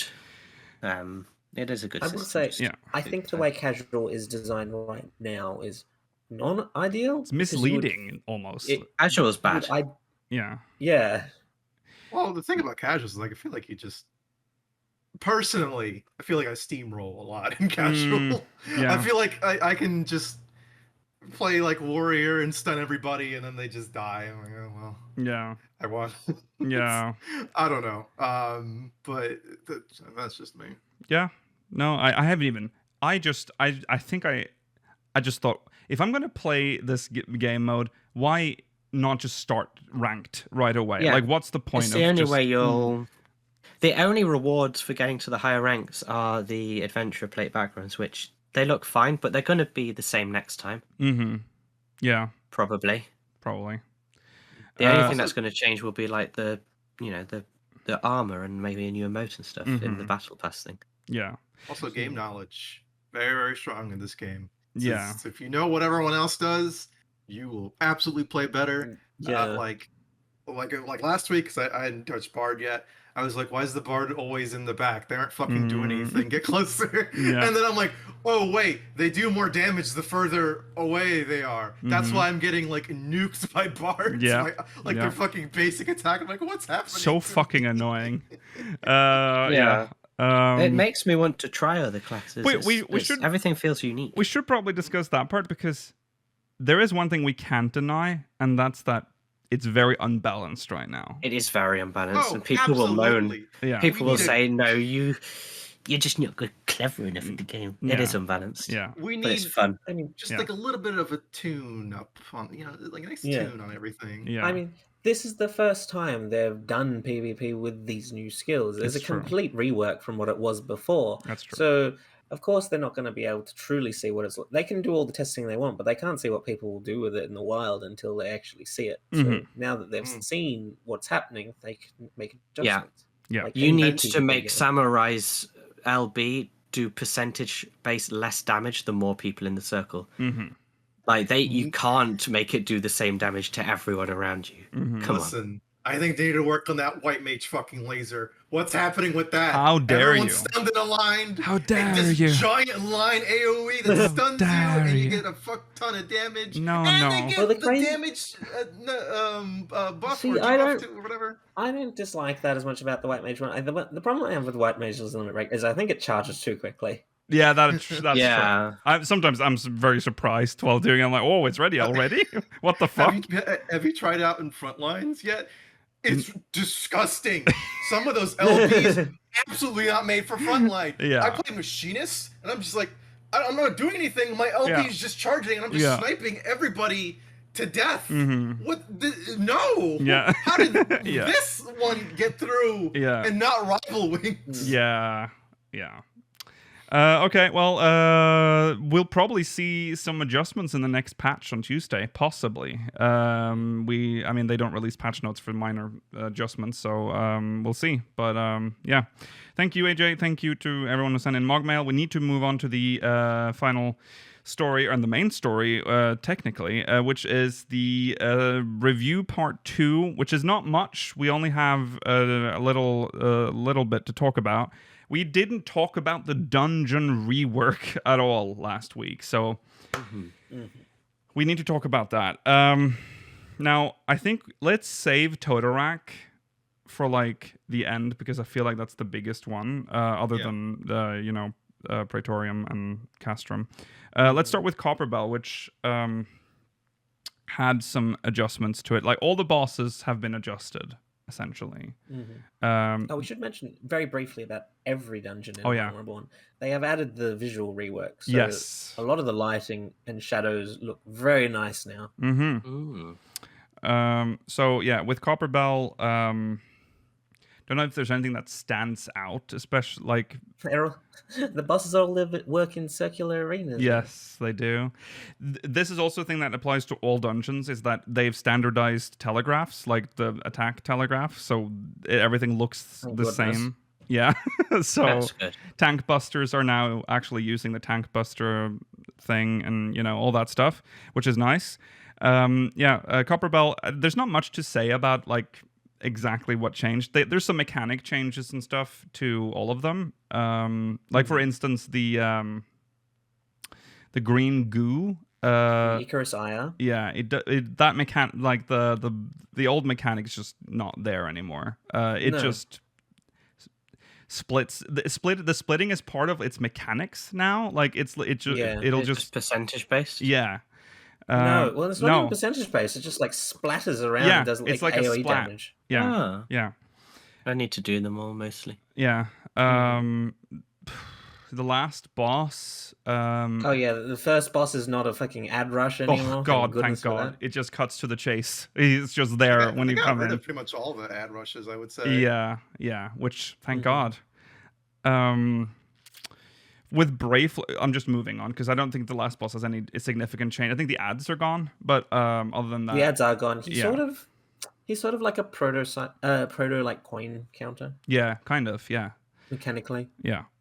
I don't know if I went to Brayflox. Oh no, I did. I definitely did. So the whole the third section after isn't that the crazy? Second boss. We did on the final day before maintenance. We went through some of the dungeons. We went through Brayflox, and for the first time, I realized you could stand on that big log. And I said, "Oh, this is maybe the first and last time we stand on this log." It was. That log no longer accessible. It's just out there now. A lot of that big area has been just shrunk. Well, not visually, but by invisible walls. And I believe none of the mobs are skippable in that area now. Right. Their aggro range covers the entire area. So now I think it's like 2 mob sets. Yeah. So those are the small ones. We're going to get back to Totorak, because that's by far the wildest one. So I've only seen footage from Castrum. I haven't actually done Castrum, so someone else will have to explain exactly. Has anyone done Castrum? Because Castrum is one I haven't done either. I think yes, Rollo. No. I've done Castrum. Yeah. It is fucking bizarre. All right. Let me tell you. Okay. So now there's a bunch of laser gates, similar to how you had in Mordona dungeon with Midgard Summer. Keeper of the Lake. Keeper of the Lake. Yes, like those little gates, right? Yeah, laser ones like that. It's like that, but every time you beat the ads, the gate just automatically unlocks. The first boss that is the guy in the the Black Eft. Yeah. It's you can't just mob through it now. You can't do that with any. Yeah, all of them are just like balanced to 4 mans, and you spend like 2 or 3 minutes doing it. It's still mostly just ads kind of snooping in, but they occasionally do. He still does the laser. Still join in Black Eft. Yes, they trickle in still. Interesting. But it's still a little bit longer. No cutscenes too. All of the Sid stuff, where like before you had to wait for Sid and all that, gone. Yeah. Okay. He talks to you over the radio. And That's the little, link pearl thing. Yeah. The little link pearl. Yeah. So he doesn't walk by you anymore. You don't go to the pipe anymore to blow it up. Oh. It's just walled off actually. Like the bridge over to it's just walled off. Okay. They kept some other random parts accessible. Okay. There's there was a place that just kind of went off into some kind of tower or something at one point. Mm-hmm. I forgot what I had there in the original. But there's just nothing there. Okay. It's just empty. And okay. Yeah. I need to ask people this. Okay. The most important thing, really, I would say, is there's two. The Livia part, like right before where you have to activate the things, use the cannons. That's gone. That's where Sid comes in. He's just attacking the thing for you. Oh. And then some ads go and attack them, and you just kill them. It's standard stuff. Like that group of colossi aren't there anymore. Okay. It's just like two of them that appear. Mm-hmm. But the weirdest thing is Olivia part. So she doesn't start in the walker. She never even gets in the walker. Totally gone. She doesn't even do. Yeah, she doesn't even do any of the walker based stuff anymore. Okay. I think they changed her dialogue a bit more than I thought. Oh. I think they make her a bit more fanatical and crazy about Gaius. Like, oh, he's all mine. You'll never have him. To make it more in line. She said that before. It's not the same as it was before. It's more in line with how she was in the how they portrayed her in the Whirlet quest line. I'm pretty sure she Yes. said these things before. I remember her saying that Gaius is all mine before the change. I don't remember. I haven't paid attention to what she's saying in years. It feels a lot more. That's cutscene you talked to her is unskippable. The only unskippable cutscene. I mean, when was the last time you paid attention to that cutscene though? I don't know, man. No. So that's Exactly. that's the only cutscene in the whole dungeon? Yes, there is only one unskippable cutscene. There's no other cutscenes anywhere else, actually. It's the last one, and she's just talking to you. It's a bit more. You're a bit more involved in it, though. Like you make like a face emote. Oh, okay. Okay. It's crazy. It's crazy because she has mechanics too. She fights kind of similarly to the two girls. and Julia. Yes. Yeah. She fights similar to those. She does like a lot of AoEs. Like a lot of like she fills the entire arena at one point. Like a bit more intense than you would actually think. It's really easy. It's just it looks overwhelming. But it's good. It's quick. It's really quick. Stupidly quick. Yeah, I've heard that. Yeah. It's every time I zone into it, I'm like, this feels so wrong. There's just four of us. I feel so lonely. Yeah. I'm not turning off the lights anymore. I don't have to worry about the bombs. What am I doing here? Yeah. That's crazy. I sort of got the same feeling in Praetorium, which I think have we all done that? Have you done that, Mela? I haven't had a chance yet. I've been. You haven't? Oh, okay. I've done it. I can only really remember the trial at this point. Yeah. I might have done. I can't remember. Yeah. So the first part's as per normal, but you have to defeat all the enemies. It is now works like a modern dungeon where you can't use a teleport until after you've cleared them. This map is very confusing. It is. If you know what it used to be like. Yeah. Because, okay, so the first part is mostly the same up until the Iron Giant, where Gaius talks to us. That cutscene is still there. I think if they shortened it, possibly. They've shortened it because remember there used to, I think. See, this is the thing. The cutscene after it definitely is gone. Yeah. They removed that. Yeah. Nice. It has a couple more mechanics, mostly Iron Giant mechanics. I don't think there's anything that has that's unique that I can remember. Mm-hmm. That lift. Yeah. that used to take you down. Yeah. Now, no people. Anyone that does this now that did not do it before will not be confused by this. But that lift now takes you directly to the room with Maggie. Yeah. What?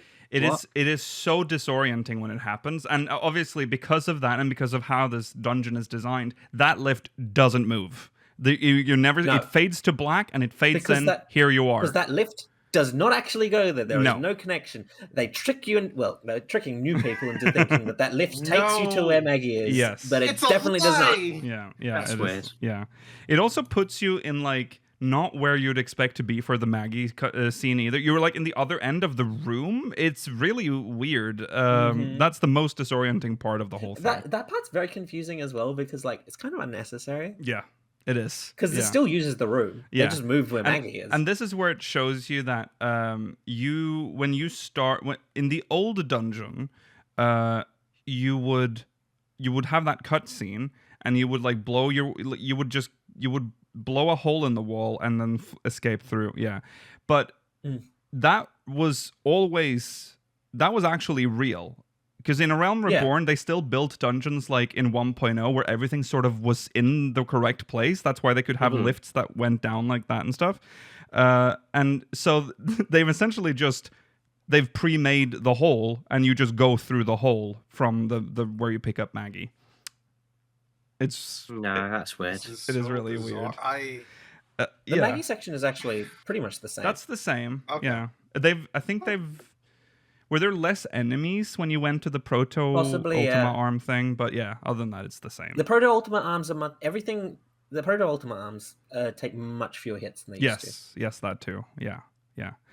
I think there's an extra scene when Maggie like breaks where you're like sad. I don't know if that was always there. No, that existed before. Was it really? Okay, I guess I was just I'm just like so hyper aware of everything that I'm just looking for changes. Yeah. The Nero one feels the same, doesn't it? No, the funniest part is the cutscene after Maggie breaks still exists. And you still have to walk to Nero directly. Oh yeah, those true. Those are still two separate cutscenes. Yes. The Nero fight is more or less the same, except it has telegraphs and stuff like that. I don't think it had before, but other than that, it's the same. He doesn't have that many telegraphed attacks, does he? He has a couple knockbacks. He does, yeah. I think. Yeah, I don't even remember. He has a couple of new mechanics, but none of them are that memorable. No. The Gaius fight is more interesting. Yeah. The Gaius fight, the Gaius now takes like a bunch of mechanics from like the illusion of him in Emerald Weapon, actually. That's pretty cool. Yeah. That's cool, bringing it in line. Yeah. With the Whirlet stuff. Yeah. Yeah, and then that's it. That's the dungeon. Final cutscene. Yeah. What a world we live in. This feels so wrong going into main scenario. I'm like, oh yeah, look, main scenario. Let me put on my stream and relax. It really fucks you up because this is a dungeon we've done for years and it's always been the same. We've always been forced to watch the same cutscenes, do the same content, rush through mindlessly. Just the layout of the dungeon with no effort. You just know it, and then all of a sudden, it's changed. And it's like, it's kind of familiar. I feel like this is what dementia feels like. It's like, this is kind of familiar, but it's not the way I thought it was. You know what it feels like? It feels like someone went into your room and moved everything like 5 inches to the right. Yes. Yeah. Yes. And you're like, it was... Yeah. Yeah. Yep. Yeah. Georgi, do you have anything to add? No. No. I forgot what I was saying. Okay. All right. The last thing we can talk about is, before we go on to Totorak, is Porta Decumana, which is Ultima Weapon. A fight that... Oh, quickly, before Porta Decumana, I remember now. None of us have had a chance to do the renewed Ratatan or La Habrea fights. No. I do intend to do that in the next couple of weeks, so I might be able to talk about it then. Yeah. Because, they're solo fights now. Yeah, they are solo Yes. fights. I've heard they're better. Yes. Okay, so Ultima. The Ultima fight feels like a real fight. A modern trial. Oh, it's so good. Yeah. Is it just more It is actually in line fun. with like Ultima? It's really... Oh, yes. Yeah. No, it's really wild. And again, so much more. And again, it's that same feeling like we talked about, like someone's just shuffled things around a little because some of the old attacks are still in there, but they've changed. Like, Yes. he still does the Titan attack, but he does them differently. Like, he does other attacks as well now. And you know how Yeah. those little plumes that always spawn in, like, a pattern of 4 around Ultima? Yeah. They just spawn, like, big everywhere. And there's, like, this huge... There are 3 parts, like, where the primals die, right? Each phase is very specifically based on the primals Yeah, themselves now, so- rather than mixing up their mechanics. So, like... so it kind of is like Ultima or the extreme version. Yeah, Sort kind of. of. But it has the gimmick of the whole gimmick of the fight is that Hydaelyn gives us power. So Yeah. I also think isn't the order of the primals also changed? Yeah, I think it's Yes. Garuda, Ifrit, Titan or Titan? I think it's Garuda. Originally Titan, it's- Ifrit. Oh, 'cause originally Garuda, it's- Ifrit, Titan. Yeah, Sorry. Yeah. I think it started with Titan originally, right? Or was it? No, it was Ifrit. Garuda No, it's Titan always started with Ifrit. Oh, Garuda. it always started with Garuda. See, I don't No, even it's remember the fight. It's Titan, Garuda, Ifrit. Yeah, Is it? Titan, Garuda. Yeah, that's Titans the order first, now. for sure. Yeah. Oh, Well, that's what the it is now, current. okay. Okay, so I'm mixing. So I'm already overwriting the old memory. Yeah. So like Titan will do like, oh, it's gonna have tumult like all over or whatever those plumes are called, all No. over. The Titan one, it locks you all in jails. That's the Oh, one that that's all the happens with jail Titan. ones, right? It locks you all in jails, and you're like, we're gonna And game then- over, and then Hydaelyn's like, hear, Yeah. feel, think, and all that shit, and then you kill Titan. That's how it went. Yes. Yeah, and it does that for all of the primals. Yeah. And then it does the you know that epic limit break suddenly full thing. It does that at the end as well when it like starts to do. Oh the, yes, because it's doing enrage. Ultima. Yeah, it's doing Ultima. Mm. It gives you a level 3 limit break with only 4 people. Yeah, it adds Yeah. an extra Oh. bar, which is really cool. That's unique. Yeah, Well, goodbye, our only 8-man dungeon. Yeah. Will we miss you? A little bit. a little bit, probably just miss for the watching Netflix. gimmick. Yes, that. But yeah, But yeah, remember this Ultima fight is 2 phases. It still has the second phase, which Yes. is kind of not that changed. no, that's It has true. some interesting things, like the Magitech bits now have interesting patterns rather than just targeting you. That's right, and They you can't can't be destroy destroyed as them. well. Yeah, No, which I Um, think was good because that was annoying. yeah, Those The are really dropping distracting, ships are too. slightly different now too. yeah. There's some. I There's also like during the Garuda phase, she does the howling vortex or whatever, where it forces you into the middle of the arena, and then you can only go into 1/4 of it at a time. Yeah. While she casts the other. It's Yeah, much better. all of the primals have like one additional attack in addition to what they used to do. So that's nice. Yeah. So good changes. Now we need to talk about Totorak because, oh my god, I mean we technically got a brand new dungeon. Ooh, a new leveling dungeon, Yeah, guys! we got a new leveling dungeon. That dungeon is completely changed. It is. They've raised the ceiling. Literally in the dungeon, it's up. Like it's up by. It's almost twice the height Much now. higher up in general. Yeah. The lighting is spectacular in this dungeon. It's so good because it's. Really moody. Yes. Totorak used to be 1.0 personified. It's sad, depressing, dark, tight, stupidly like the layout, stupid, the mob placement. I don't even Visually know. unimpressive. Visually ugly. ugly. Yeah, ugly. Yeah, very ugly. And it had mechanics within the dungeon that made no sense, like the photo cells and the slorp, the slow. The slop. Yeah, the the photo Schwow. cells made sense. What? Sorry. So The photo cells No, made yeah, sense well, because they the made lore on the walls told you about yeah, them. but see, here's the thing: the lore on the walls is still there, but Yeah. it's not the same. They've changed the lore. That's cool. Yeah, it's all there.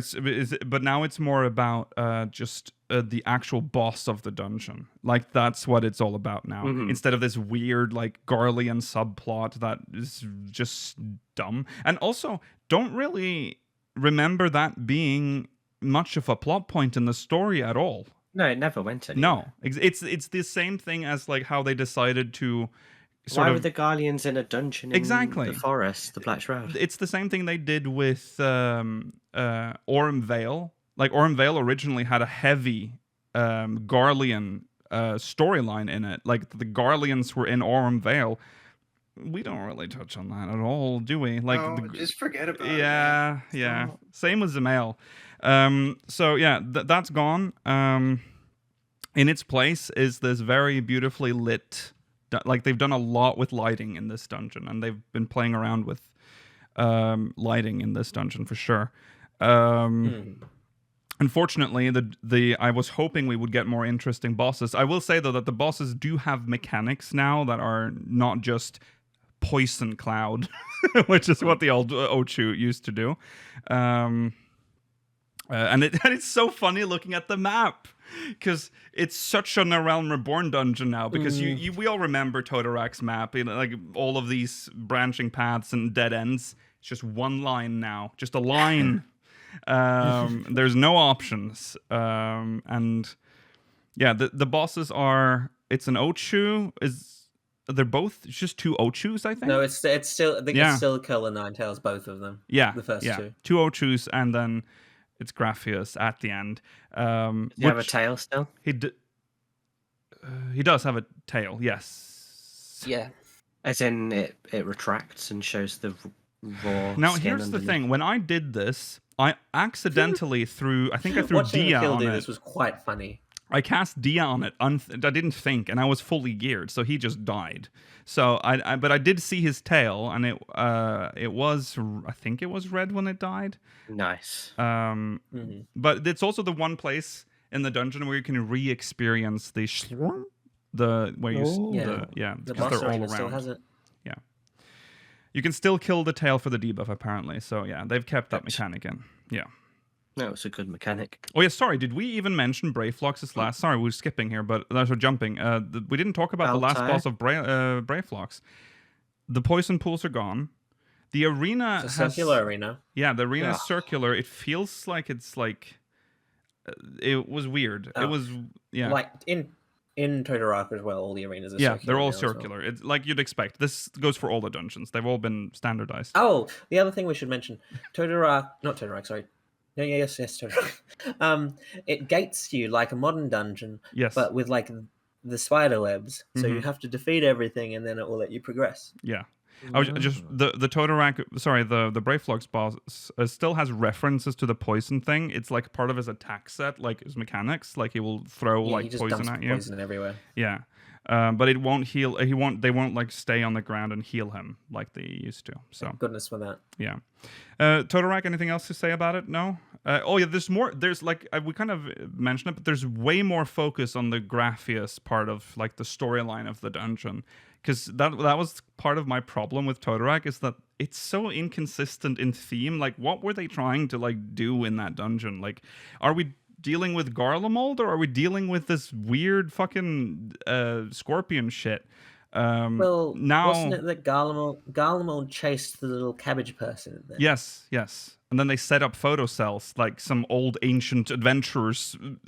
It was just a mix. It was weird. I'm glad this is a good change because now in those lore bits they're like, oh fuck, there's like it just gets worse the deeper down we go, and then you can see it in the dungeon as it gets worse. It looks more and more like this. There's this room before the final boss where you can see like just a sea of eggs just covering in the distance, and it's vast and massive.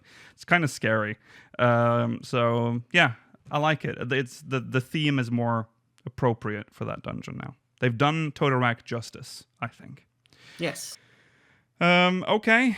I think one thing that we could probably do at some point as a future discussion is based on what we've now seen, what changes could you imagine for future dungeons? Yeah. Particularly the Realm Reborn dungeons, because I think the ones after Heavensward and onwards, they probably won't want to adjust very much because they're True. pretty much Do you modern think dungeons. Do you think they'll like? Because I haven't heard any. There are no like major changes to Sastasha or anything, but I don't think it'd be a dungeon to change. I mean, considering the changes they made to Copperbell Mines bosses, I'm surprised they didn't also take like because to me the first impression dungeon is very important. The first dungeon you do in an MMO is the one that sticks with you for a long time because it's the first experience you have. I think Sastasha is quite an interesting first dungeon. It has some more It bosses has- than most. It has some pacing issues though. Like there's some rooms. It does have pacing issues. I agree with you there. It feels longer than your average dungeon. Yeah, But it and- shouldn't be too interesting. No. I agree with that. Because It- otherwise, then it will be don't blow boring your load. afterwards. Yeah, don't blow your load too soon. Yeah, that's true. Okay. See, we're also supposed to talk about job changes. You want to do that today? I'm going to. You know what? Let's go through the job changes. Let's just get that over with. So I don't want to drag this on into like the eternity. Okay. This review. Okay, so there were changes as well to jobs during this in this patch. So we're just going to go through the jobs that we have the most. Can speak to. Yeah. So we'll start. I guess we'll start with you, Georgi, and Scholar. What changes? I have mean, you we got MP experienced? decreases. MP wasn't an issue for us in the same way that White Mage was, so that's whatever. Yeah. The main differences that are like noticeable. Sacred Sword has a larger radius. Mhm. Okay. Yeah. And Expedient, the speed boost, the sprint on it has been decreased from 20 to 10 seconds. I don't like that change, but It's still stupid fine. overpowered anyway. Yeah. yeah, I mean, 20 seconds of sprint every 2 minutes for the whole party was Yeah. very overpowered, and I think everyone realized that. Yeah. Everyone made fun of it when we saw it in the trailer because it doesn't look good. But it's actually the ability to move a lot is really useful when progging in Savage and Extreme fights. Yeah. Hmm. Yeah. That's true. Did you notice that lucid dreaming, by the way, that's for healers? It's been lowered now. You get it at level 14. I mean, once you get it, it doesn't matter. So like, no, but like for you new get all- players, that's I did see that. yeah. So that is a good change. It but, like, teaches you I haven't mana personally and- experienced it. I know we from will anything. never probably, but it's nice that you'll learn MP management that early on because 24 is quite long to wait before you can refresh your MP. Okay. Paladin for Mela. Wow, there's some significant updates to Paladin. Yeah, the main change We're not is talking adding... about Black Mage because that's the only job that didn't get any changes. Yeah. this True. patch. Yeah, perfect already. Mhm. Main change for Paladin is that the Confiteor and Blade sort of chain now heals on each one. Yeah. And in practice, this is pretty significant. You're looking at, maybe half your health bar Mm-hmm. overall. It definitely will save some effort for healers. It's not bad. Okay. But other than that, you can keep your action combos going if you use the Any of the MP magic spells. Yeah. Mhm. Yeah. The change to Requiescat to automatically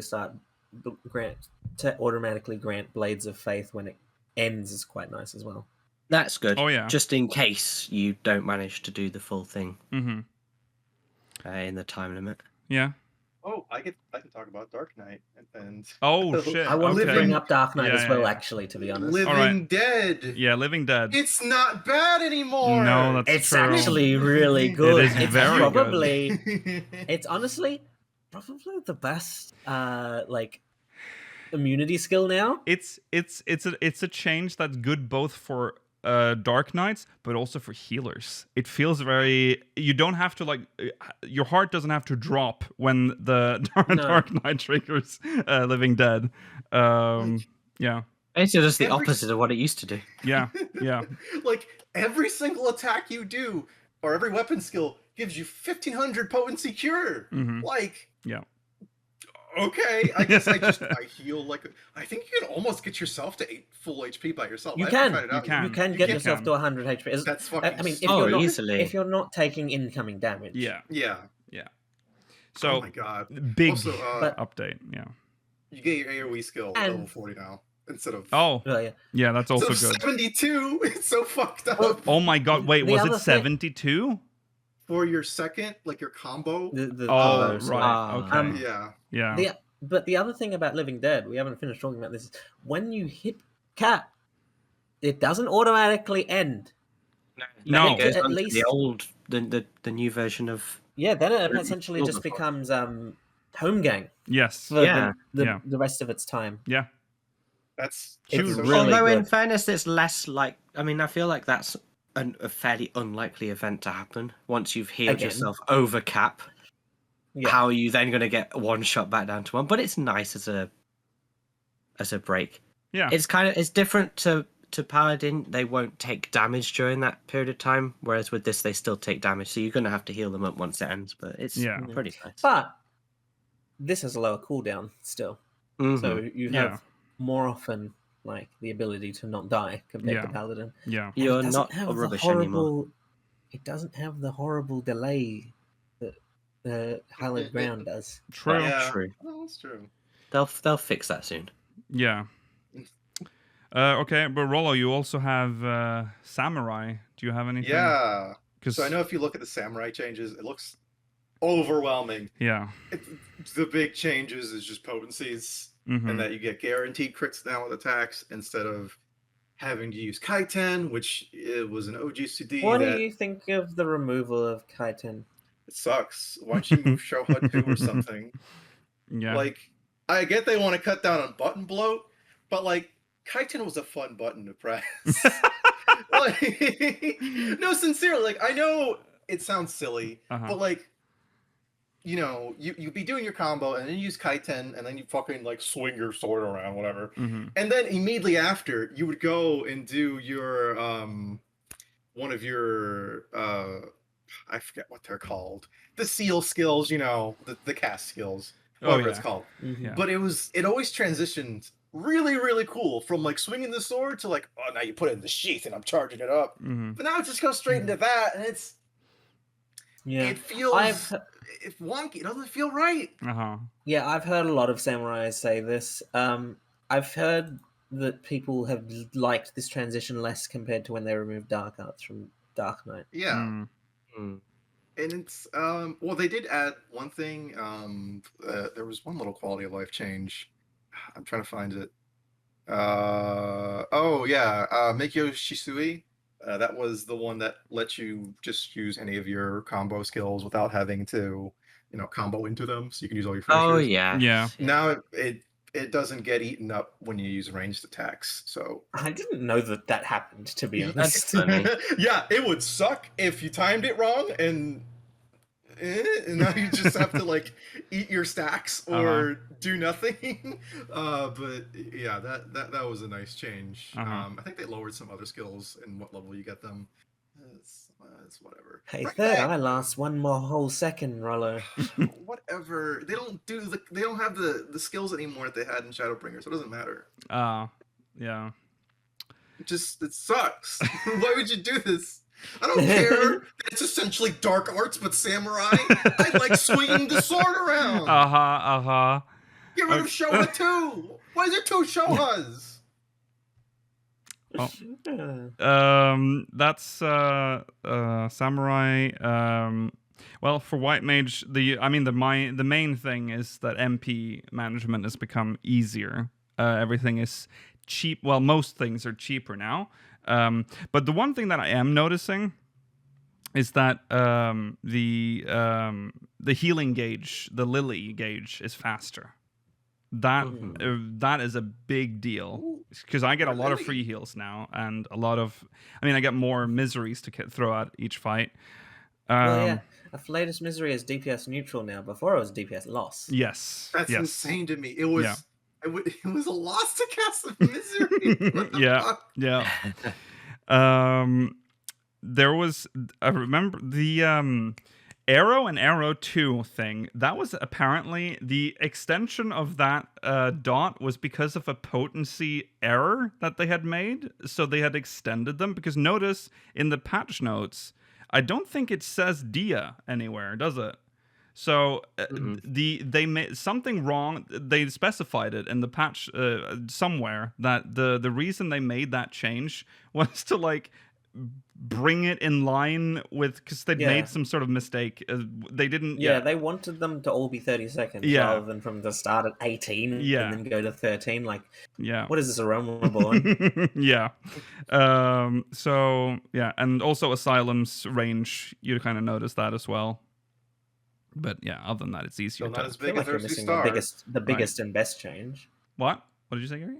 I think you're missing the biggest and best change, the last skill in this list. Oh yeah, right. The bell, of course. You can trigger it on demand, which is very nice. I don't have to wait for it to expire to get that big heal, which is very nice. Mm-hmm. Yeah, good changes for White Mage. Good. Don't think any of us are, well, other than Rollo with his one skill removal. I don't think there's any bad changes to our current. jobs. This is what I don't like. They made warriors overpower. It's not a cone anymore. It's a circle around you. No, it's a circle. Oh yeah, right. I saw that. Yeah, that's. And that I've seen.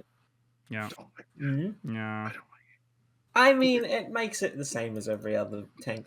The fact that was the warriors were the only tank that had to aim the first part of their combo, it was like a weird. As long as the size of the circle goes as far as the cone did, it doesn't matter, does it? That's true. It's just easier now. It was nicer because you could, like, as soon as you hit overpower, it would hit all the cone, like the cone would hit all enemies in front of you just fine. Yeah. But now it's like, now you have to get in the middle of them like every other one. And plus, they still just like to give line AoEs to Dark Knight for some reason, so only they have to aim their fucking AoEs. Here's the thing, Rollo. They gave line AoEs to a lot of jobs this expansion. Though. Yeah. Like Red Mage has one now. Yeah, line AoEs are the new thing. That's the new thing. Yeah. Before we finish this, there are like a couple, like two things I really want to quickly touch on. Apparently, Machinists is like very much just a band-aid. Like a lot of Machinists aren't happy with this at all. It feels very much like, yeah, we gave you a buff. We gave you a like 10. Well, they're a buff. Yeah. There's nothing in there for them. Yeah. And then the other thing that I can talk about a little bit is the ninja change, where like Mug now serves the purpose of Trick Attack, and Trick Attack is now a personal physical. Oh yeah, right. Yeah. Increase. Yeah. But why? I mean, Why? I guess... Because they don't want to punish parties that have bad ninjas, Rollo. Yeah. Yeah. That is why. I'm sorry. If you get a bad ninja, that's your fault. You let them into your party. It's a party finding group. If this is a duty finding group, you have no control over that. That's your fault for going duty finder. You should have specified, please know how to use your skills for Trick Attack so we don't all lose on our DPS. Yeah. It's a stupid change. As a person that doesn't play ninja, I don't mind this. I like this simplification, but I'm not playing the job, so... Yeah. I do think there's a thing in some classes being slightly harder to play, but with more rewards for it, though. Like, I think some classes should have a higher ceiling to allow for that sort of player. What they're very much trying to do is remove the punishment on other players, though. They don't want you to be... They don't want someone's bad play to affect others. I mean, that's why they split horoscope into two skills. Yeah, that's understandable. For astrologian. Yeah. But what was so hard about Sutan? Because I mean, it's part of your. Like, it would make sense to cast it because you have to use your mudras. Like, you're not using the mudras. No. If you're not using the mudras, then you have a bigger problem here. I feel like. Yeah. Yeah, but now it's a single button roller. Yeah. Yeah. Okay. Well, that's all we have time for. We need to wrap. But that's what if I just immediately started like going into like a rap, started like a beat? Wouldn't that be that would be weird. Never going to. Don't worry. Strange. Don't worry, viewers. I will never do that to you. All right. That is the end of the show. Thanks for watching, everyone. We'll be back next week, same time, same place. Tomorrow is Sunday Funday. Make sure you catch that. Coming up is the post show. We'll be answering questions from the syndicate. Remember to follow on Twitter at SpeakersXIV, twitch.tv/Speakers of Hydaelyn, youtube.com/SpeakersXIV, exclamation Discord and chat if you're watching on demand. Links in the description. Remember to send us MogMail, SpeakersXIV.com/MogMail. We'll see you in the post show if you're watching live. If not, we'll see you next week. Goodbye. Bye.